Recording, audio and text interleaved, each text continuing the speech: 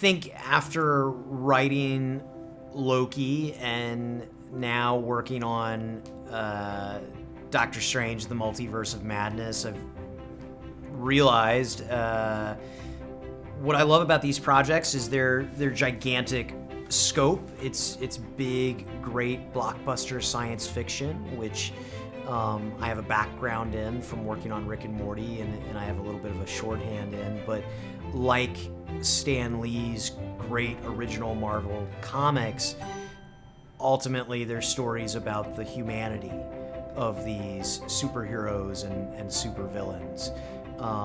And so I find that I really get to tell dramatic stories against the backdrop of some crazy, fun stuff. And so I guess I hope that's what's made me a good fit. Well, Sam Raimi and I sat down together in February 2020. We both came on at the same time. We were taking over for from the previous writing and directing team, and we at the time were trying to hit a kind of imminent production deadline, and there was an initial race to quickly rewrite a version of a script that we had, which seemed impossible. And then halfway through the 3-week process of doing that, the COVID pandemic began, and our production pushed several months into the end of 2020. And so then Sam and I had an opportunity to look at each other and say, okay, what do we want this movie to be? We had a chance to start over from scratch.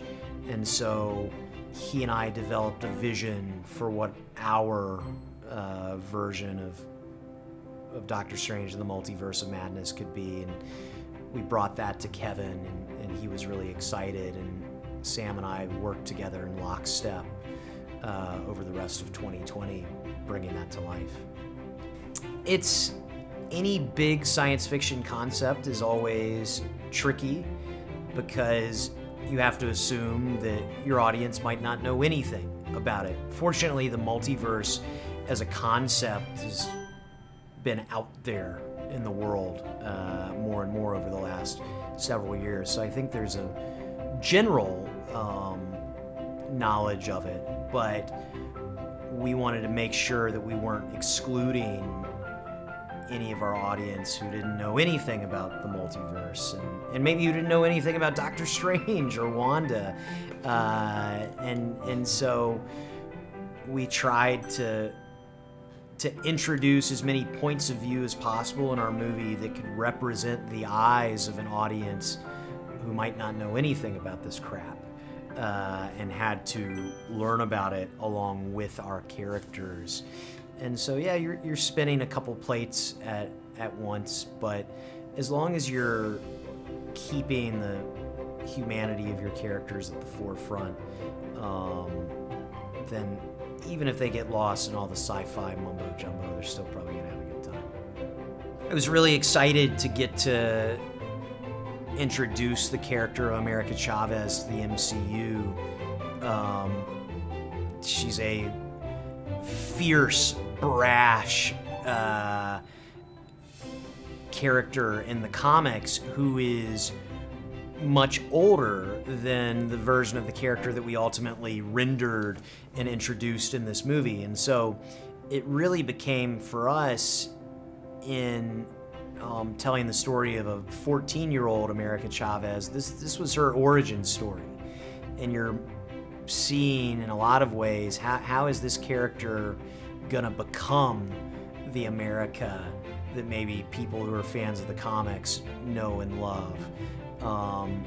She's still figuring out what her powers are, how to use them, reckoning with the trauma that she's endured because of them. And so we worked hard on that and worked with Xochitl Gomez, the tremendous young actor who plays America, to build that character together. Working with Sam was a dream come true.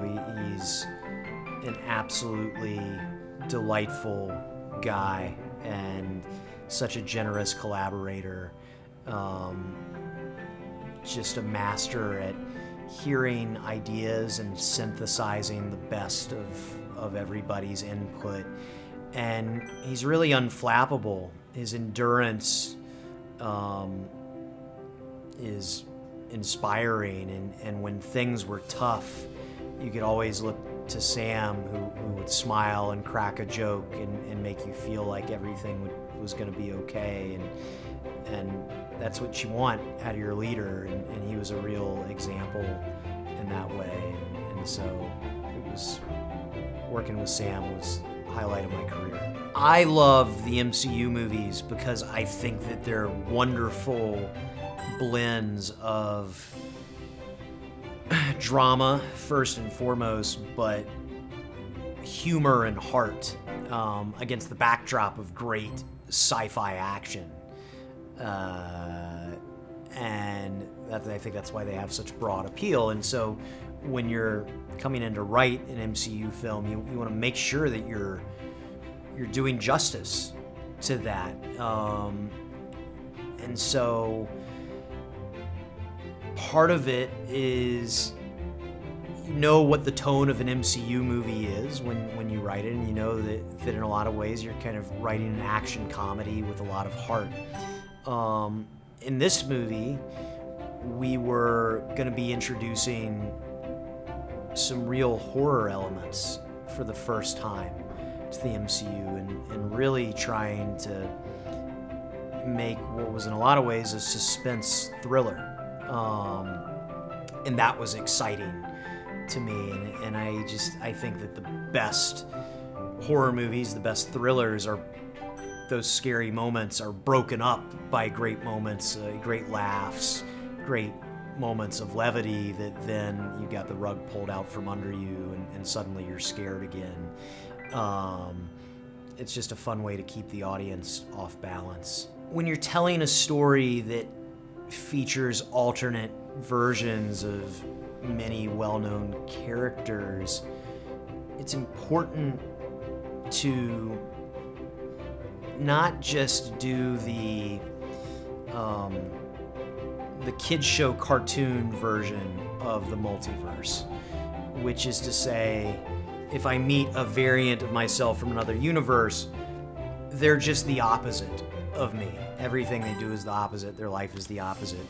In building the alternate universes that we visit in this movie, I realized that for them to feel authentic, they really had to be lived in real places with their own histories and their own populations of characters, their own essential MCUs that have been going on that we just haven't seen.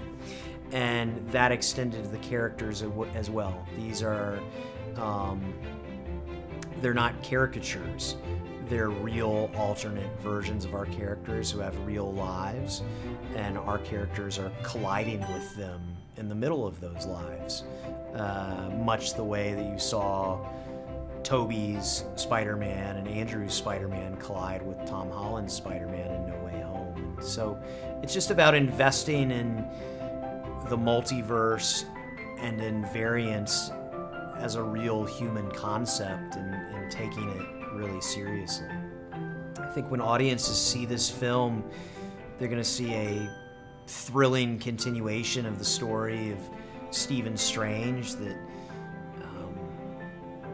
explores the cost of all the decisions he's made in his time as a sorcerer, and that also continues the journey of Wanda Maximoff as she reckons with her new power as the Scarlet Witch, and the two of them, along with a bunch of other great characters, some old, some new, going on a really fun multiversal adventure. If I could describe this film in one word, I think the word I would describe would be a ride. That was my approach as I was writing it while locked down in 2020 with my head spinning. I just thought about movies like Jurassic Park and like Aliens and like Terminator 2 that just felt like movies where you sat down, the harness came over you, and you were off. And so I think that's what we did. I hope it is, and I hope that's how it feels for the audience.